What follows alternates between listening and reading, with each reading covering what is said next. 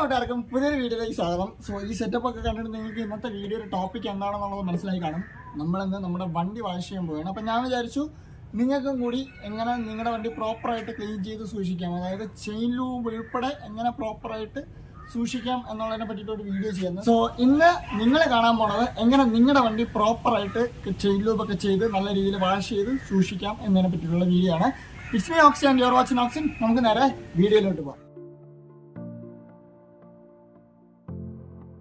So അപ്പോൾ ആദ്യം തന്നെ ഞാൻ വണ്ടി വാഷ് ചെയ്യാൻ വേണ്ടിയിട്ട് എന്തൊക്കെയാണ് യൂസ് ചെയ്യണത് എന്നുള്ളത് നിങ്ങൾക്ക് പറഞ്ഞുതരാം. ചെയിൻ ലൂബ്, വണ്ടി ലൂബ് ചെയ്യാൻ വേണ്ടിയിട്ട് ചെയിൻ ലൂബ്, പിന്നെ ഞാൻ ഡീസലാണ് ചെയിൻ കഴുകാൻ വേണ്ടിയിട്ട് യൂസ് ചെയ്യണത്. ഞാൻ വണ്ടി എടുത്തതിന് ശേഷം എപ്പോഴും ഇത് തന്നെയാണ് യൂസ് ചെയ്യാനുള്ളത്. നിങ്ങളുടെ അതിന് ബഡ്ജറ്റ് ഉണ്ട്, പൈസ ഉണ്ട് എന്നുണ്ടെങ്കിൽ നിങ്ങൾക്ക് ചെയിൻ ക്ലീനർ വാങ്ങി യൂസ് ചെയ്യാവുന്നതാണ്. എനിക്ക് തോന്നുന്നു അതിന് അറൗണ്ട് 250 to 300 റുപ്പീസാണ് അതിൽ പറഞ്ഞത്. ഞാൻ ഡീസൽ തന്നെയാണ് പ്രിഫർ ചെയ്യുന്നത്. എനിക്ക് ഒരു പ്രശ്നമില്ല. എൻ്റെ ഫ്രണ്ട്സ് എല്ലാവരും പണ്ടോട്ടെ ഡീസൽ തന്നെയാണ് യൂസ് ചെയ്യുന്നത് വണ്ടിയിലൊക്കെ. ആൻഡ് ഒരു വലുതും ഒരു ചെറിയ പ്രശ്നം, ഇത് രണ്ടും എന്തിനാണെന്നുള്ളത് ഞാൻ പറഞ്ഞുതരാം. പിന്നെ നമ്മുടെ ചെയിൻ ക്ലീൻ ആക്കാൻ വേണ്ടിയിട്ട് ഒരു ബ്രഷും, പിന്നെ ജസ്റ്റ് ഒന്ന് എനിക്കൊരു സാറ്റിസ്ഫാക്ഷന് തേച്ച് കഴുകാൻ വേണ്ടിയിട്ട് ഒരു ചെറിയ ബ്രഷും. പിന്നെ ക്ലോത്ത് ഞാൻ യൂസ് ചെയ്യുന്നത് 2 മൈക്രോ ഫൈബർ ക്ലോത്ത് ഉണ്ട്. ഇത് ഒന്ന് വണ്ടിയിൽ വെള്ളം മുക്കി നല്ല രീതിയിൽ വാഷ് ചെയ്യാനും വേണ്ടിയിട്ട്, രണ്ടാമത്തത് വണ്ടി വാഷ് ചെയ്തതിന് ശേഷം തുടയ്ക്കാൻ വേണ്ടിയിട്ട്. പിന്നെയുള്ള 2 ക്ലോത്ത് എന്താണെന്ന് വെച്ചിട്ടുണ്ടെങ്കിൽ ഇത് ചെയിൻ വൃത്തിയാക്കുന്ന സമയത്ത് ചെയിൻ ഒന്ന് നല്ല രീതിയിൽ തുടച്ചെടുക്കാൻ വേണ്ടിയിട്ടും, ഇത് വണ്ടിയുടെ ആലോയ് ഒക്കെ നല്ല രീതിയിൽ തേച്ച് കഴുകാൻ വേണ്ടിയിട്ടുമാണ് ഞാൻ യൂസ് ചെയ്യുന്നത്. അപ്പം ഇത്രയൊക്കെ തന്നെയാണ് നമ്മൾ യൂസ് ചെയ്യുന്ന സാധനം. നിങ്ങളുടെ ബക്കറ്റിൽ ഞാൻ ഷാമ്പു ഒഴിച്ച് വെച്ചിട്ടുണ്ട്. നിങ്ങൾക്ക് കാർ വാഷ് യൂസ് ചെയ്യാൻ പറ്റും, അത് യൂസ് ചെയ്താൽ മതി. ഞാനും അത് തന്നെയാണ് യൂസ് ചെയ്യുന്നത്. അപ്പോൾ നമുക്ക് ബാക്കി കാര്യങ്ങളോട്ട് പോകാം. ആദ്യം തന്നെ ഞാൻ നിങ്ങൾക്ക് എങ്ങനെ നല്ല രീതിയിൽ കഴുകി വൃത്തിയാക്കി എടുക്കാനുള്ള കാണിച്ചത്. എൻ്റെ വണ്ടിയിൽ ഇപ്പോഴത്തെ നിലവിലുള്ള കോലം ഞാൻ നിങ്ങൾക്ക് ജസ്റ്റ് ഒന്ന് കാണിച്ചു തരാം.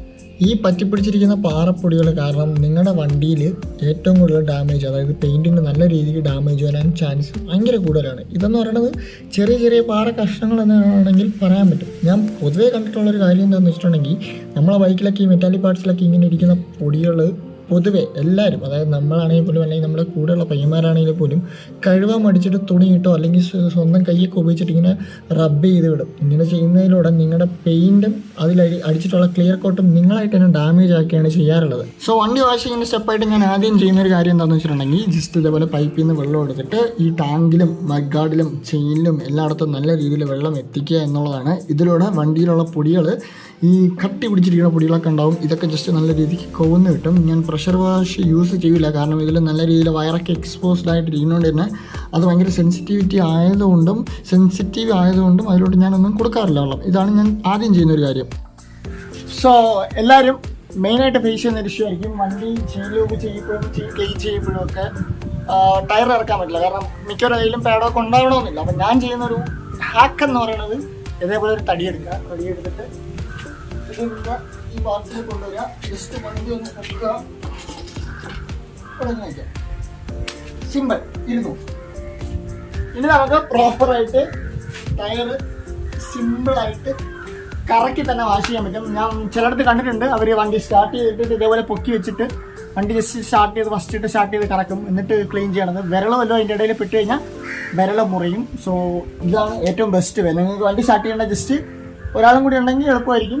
ജസ്റ്റ് ടയറൊന്നും കറക്കുക, സ്പ്രേ ചെയ്യുക. ഞാൻ എങ്ങനെയാണെന്നുള്ളത് പ്രോപ്പറായിട്ട് ഇപ്പോൾ കാണിച്ചു തരാം. സോ അപ്പോൾ ഇനി നിങ്ങൾക്ക് ഞാൻ പ്രോപ്പറായിട്ട് ഇങ്ങനെ ഡീസൽ ഉപയോഗിച്ച് കൊണ്ടിട്ട് ഇത് ക്ലീൻ ചെയ്യാന്നുള്ളത് പറഞ്ഞുതരാം. ഫസ്റ്റ് തന്നെ നിങ്ങൾ ജസ്റ്റ് ഈ ഡീസൽ ഒന്ന് പ്രോപ്പറായിട്ട് ചെയിലൊന്ന് അപ്ലൈ ചെയ്ത് കൊടുക്കുക. നമ്മൾ വണ്ടിയിൽ വെള്ളം ഒഴിച്ച് അതിൻ്റെ മണ്ണും പൊടിയും ഒക്കെ കൊണ്ടുവരാൻ വേണ്ടിയിട്ട് വെച്ചിട്ടുണ്ട്. അത് കഴിഞ്ഞിട്ട് നമ്മൾ ജസ്റ്റ് ചെയ്യുന്ന പരിപാടിയാണ് ഈ ഡീസൽ എടുത്തൊന്ന് ചെയിലിൽ പ്രോപ്പറായിട്ട് അടിച്ചു കൊടുക്കുക എന്നാണ്. ഞാൻ ഇപ്പോൾ മഴ അല്ലാത്തതുകൊണ്ട് ഇവിടെ അങ്ങനെ വലിയ രീതിയിൽ മഴയൊന്നുമില്ല. മഴ ഉള്ള സമയത്ത് ഞാൻ ലൂബ് ചെയ്യണത് ഒരു 400-500 കിലോമീറ്റർ ആവുമ്പോഴാണ്. ഇല്ലാത്തപ്പം കുറച്ചുകൂടി എത്തിക്കുക, അതായത് ചെയിന് നല്ല രീതിയിൽ ഇതാവുമ്പോൾ മാത്രമേ ഞാൻ ക്ലീൻ ചെയ്യാറുള്ളൂ. അതായത് ഭയങ്കര രീതിയിൽ പൊടി വരുമ്പോൾ മാത്രമേ ഞാൻ ക്ലീൻ ചെയ്യാറുള്ളൂ. അല്ലാത്തപ്പം ജസ്റ്റ് ലൂബ് മാത്രം അടിച്ച് വിടാറാണ് പതിവ്. അപ്പോൾ ഇപ്പോൾ എന്തായാലും നല്ല രീതിയിൽ ഡ്രൈ ആയിട്ടുണ്ട്, മാത്രമല്ല അത്യാവശ്യം പൊടിയുണ്ട്. സോ ഞാൻ വിചാരിച്ചു എന്തായാലും ക്ലീൻ ചെയ്ത് കളയാന്നുള്ളത്. നിങ്ങൾക്ക് ഞാൻ പറഞ്ഞ പോലെ നിങ്ങളുടെ കയ്യിൽ പൈസ ഉണ്ട് എന്നുണ്ടെങ്കിൽ നിങ്ങൾക്ക് ചെയിൻ ക്ലീനർ യൂസ് ചെയ്യുന്നത് തന്നെയായിരിക്കും നല്ലത്. പിന്നെ നിങ്ങൾക്ക് ചെയ്യാൻ പറ്റുന്ന, അതായത് നിങ്ങൾ മസ്റ്റായിട്ടും ഒരു 4000 to 5000 കിലോമീറ്റർ കൂടുമ്പോൾ ചെയ്യേണ്ട ഒരു കാര്യം എന്താണെന്ന് വെച്ചിട്ടുണ്ടെങ്കിൽ, ഇതിനകത്ത് ഇതിൻ്റെ കവർ ഇത് പല വണ്ടിക്കും പല രീതിയിലായിരിക്കും ഇരിക്കുന്നത്. അത് ജസ്റ്റ് ഒന്ന് ഇളക്കി അകത്ത് നല്ല രീതിയിൽ പൊടിയും കാര്യങ്ങളൊക്കെ കാണും. അതൊക്കെ ഒന്ന് ക്ലീൻ ചെയ്ത് കൊടുക്കേണ്ടി വരും. ഞാനിത് ചെയ്തതാണ് ഒരു വട്ടം, അതുകൊണ്ടാണ് ഞാനിപ്പോൾ അത് ഇളക്കാത്തത്. ഇളക്കാൻ സിമ്പിളാണ്. ഇവിടെ ഒരു നെട്ട് വേണം, ഇവിടെ ഒരു നെട്ട് വേണം. ഡ്യൂക്കിൻ്റെ കാര്യത്തിൽ ഇവിടെ ഒരു നെട്ട് വേണം, ഇവിടെ ഒരു നെട്ട് വേണം, ഇവിടെ ഒരു നെട്ട് വേണം. എന്നിട്ട് ഇത് ഇളക്കേണ്ടി വരും. സോ നമുക്ക് സിമ്പിളായിട്ട് ഇളക്കി കഴിഞ്ഞാൽ ചെയ്യാൻ പറ്റുന്നതായിരിക്കും. വേറെ വണ്ടിയിലും നിങ്ങൾ ജസ്റ്റ് നോക്കിയാൽ മതി, അറിയാൻ പറ്റും കേട്ടോ. സോ ഇതിങ്ങനെ വെക്കുക, ഓക്കെ.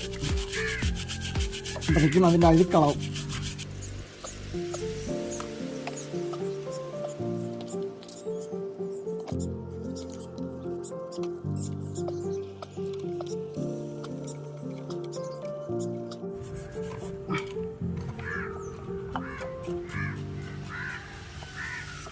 കണ്ടാ, ഒന്ന് തേച്ച് വൃത്തിയാക്കി എടുത്തപ്പോഴത്തേക്കും കറുത്ത കളർ വെള്ളിയായത് കണ്ടാ. ഇതാണ് പ്രോപ്പർ ചെയിൻ്റെ കളർ.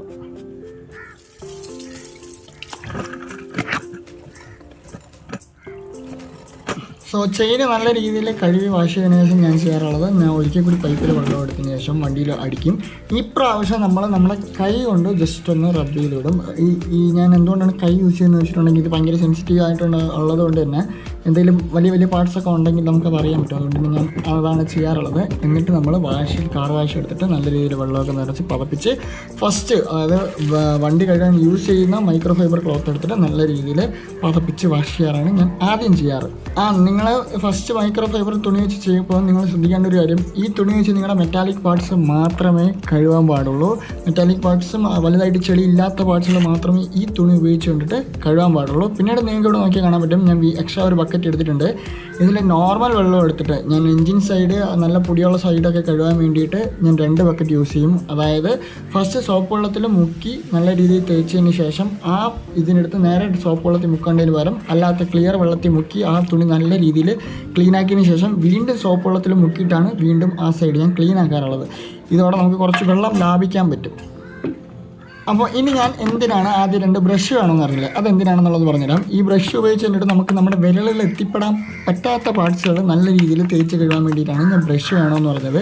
ഇതിപ്പോൾ ഞാനിപ്പോൾ തേക്കുന്ന സൈസിലുള്ള ബ്രഷ് ആണെന്നുണ്ടെങ്കിൽ നിങ്ങൾക്ക് ഇത് മാത്രം മതിയാവും. ഇതിന് വലുതാണെന്നുണ്ടെങ്കിൽ നിങ്ങൾക്ക് 2 ബ്രഷ് വേണ്ടി വരും. ഒരു ചെറുതും ഒരു മീഡിയം സൈസുള്ള ബ്രഷ് ഉണ്ടെങ്കിൽ എളുപ്പമായിരിക്കും. നിങ്ങൾക്ക് നോക്കിയാൽ കാണാൻ പറ്റും, ഇവിടെ ഇതിൻ്റെ ഇടയിലോട്ടൊന്നും നമ്മളെ കൈ എന്തായാലും കയറി പോകാൻ പറ്റില്ല. സോ നല്ല രീതിയിൽ വാഷ് ചെയ്യണമെന്നുണ്ടെങ്കിൽ ഒരു ബ്രഷ് യൂസ് ചെയ്യുകയാണെങ്കിൽ നിങ്ങൾക്ക് എളുപ്പത്തിന് അകത്തോട്ടുള്ള ചെളികളൊക്കെ നല്ല രീതിയിൽ തേച്ചുരച്ച് കഴുകി നല്ല രീതിയിൽ എടുക്കാൻ പറ്റും.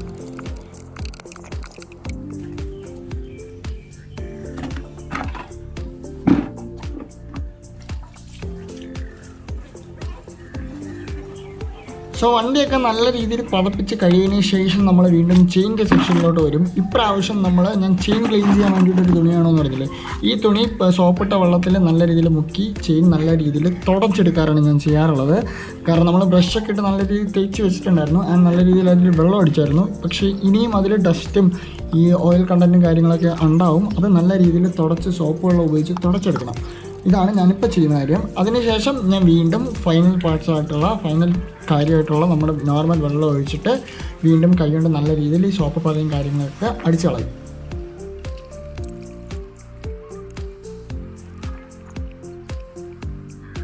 അതൊക്കെ കഴിഞ്ഞതിന് ശേഷം നമ്മുടെ അവസാനത്തെ, അതായത് മൈക്രോ ഫൈബർ ക്ലോത്ത്, ഞാൻ തുടയ്ക്കാൻ വേണ്ടിയിട്ട് ഒരു മൈക്രോ ഫൈബർ ക്ലോത്ത് വേണമെന്ന് അറിയില്ല, അത് ഉപയോഗിച്ചിട്ട് വണ്ടിയിൽ നല്ല രീതിയിൽ, അതായത് മെറ്റാലിക് പാർട്സ് മാത്രം നല്ല രീതിയിൽ വെള്ളം തുടച്ചെടുക്കും. വേറെ ഒരു പാർട്സിൽ ഞാൻ ഈ മൈക്രോ ഫൈബർ ക്ലോത്ത് കൊണ്ട് തുടയ്ക്കാറില്ല. മെറ്റാലിക് പാർട്സിൽ വെള്ളം ഇരുന്ന് കഴിഞ്ഞാൽ, തുള്ളിയായിട്ട് വെള്ളം ഇരുന്ന് കഴിഞ്ഞാൽ അത് അവിടെ ഇരുന്ന് ഉണങ്ങിയിട്ട് പൊടി പിടിക്കാൻ ചാൻസ് കൂടുതലാണ്. അതായത് അതുകൊണ്ട് തന്നെ മെറ്റാലിക് പാർട്സ് മാത്രം ഞാൻ നല്ല രീതിയിൽ മൈക്രോ ഫൈബർ ക്ലോത്ത് ഉപയോഗിച്ച് കൊണ്ടിട്ട് കഴുകിയെടുക്കും. ബാക്കി ഞാൻ ചെയ്യുന്നൊരു കാര്യം, വീണ്ടും ചെയിൻ തുടച്ച തുണി കൊണ്ടിട്ട് തന്നെ അത് നല്ല രീതിയിൽ കഴുകിയെടുത്തതിന് ശേഷം ചെയിൻ നല്ല രീതിയിൽ തുടച്ചെടുക്കും, വെള്ളമൊന്നും ഇല്ലാത്ത രീതിയിൽ തുടച്ചെടുക്കും. അതിന് ശേഷമാണ് നമ്മൾ അതിലോട്ട് ചെയിൻ ലൂബ് അപ്ലൈ ചെയ്ത് കൊടുക്കുന്നത്.